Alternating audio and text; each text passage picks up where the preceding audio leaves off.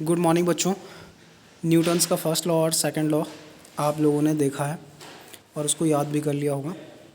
पिछली वीडियोस में हमने न्यूटन्स के पहले और दूसरे नियम के बारे में पढ़ा है और उनसे संबंधित कुछ जानकारी।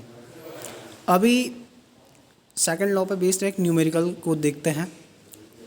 बेसिकली बेसिक लॉ जो है, तीनों नियम में से न्यूटन के जो तीनों नियम हैं उनमें से सेकंड लॉ महत्वपूर्ण है।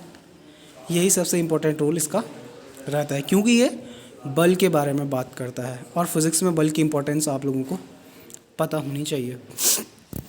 देखिए बच्चों, बल को डिफ़ाइन करता है ये सेकंड लॉ कि बल होता क्या है, किस बारे में बात करता है और बल को हम किन किन तरीक़ों से किसी वस्तु पे या किसी ऑब्जेक्ट पे जो बल लग रहा है उसको हम किन किन रूपों में देख सकते हैं। तो क्वेश्चन को देखते हैं।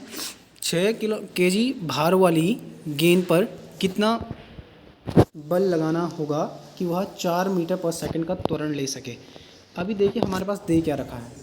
क्वेश्चंस को जब आपको टैकल करना है तो उसको समझना ज़रूरी है और ये पता करना ज़रूरी है उसमें कि हमें गिवन क्या है, निकालना क्या है। ये चीज़ें आपको एनालाइज करनी आनी चाहिए, तब जाके आप क्वेश्चंस को ईजीली कर पाएंगे। अदरवाइज़ ये फिर प्रॉब्लम होती रहेगी कि समझ में नहीं आएगा क्या है, क्या पूछ रहा है, क्या नहीं है, मतलब कंफ्यूज होते रहोगे।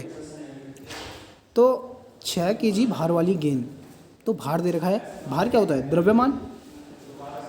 द्रव्यमान दे रखा है 6 kg और कितना बल लगाना होगा, मतलब निकालना क्या है? F। भाई क्वेश्चंस की वो क्वेश्चंस के जो क्या कहते हैं इंट्रोगेटिव जो वर्ड होते हैं उनको आप समझ पा रहे होंगे कि कितना किसके आगे है, कितना कितना लिखा है, किसके आगे लिखा है, बल के आगे लिखा है। इसका मतलब किसके बारे में पूछ रहा है? बल के बारे में।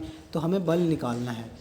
What is the value of force in order to bring it at the acceleration of 4 metre per second square.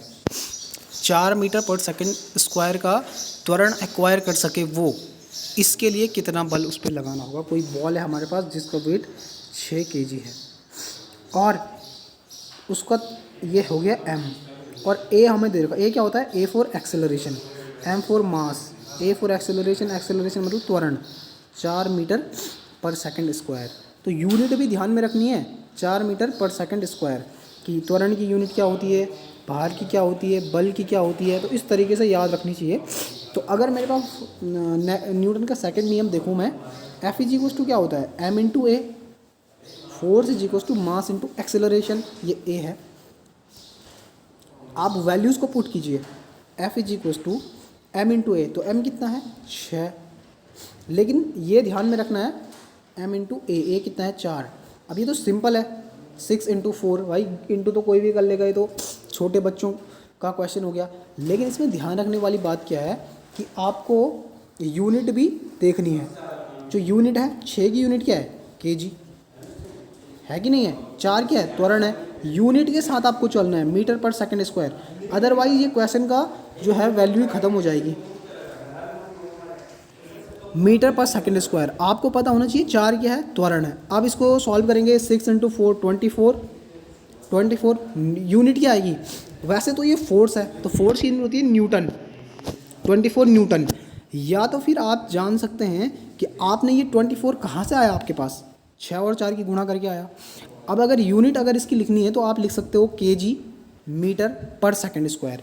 ये भी सही होगा, ये भी आपका सही होगा। आप लिख सकते हैं 24 F बराबर kg मीटर पर सेकंड स्क्वायर। ये स्टैंड करता है न्यूटन को।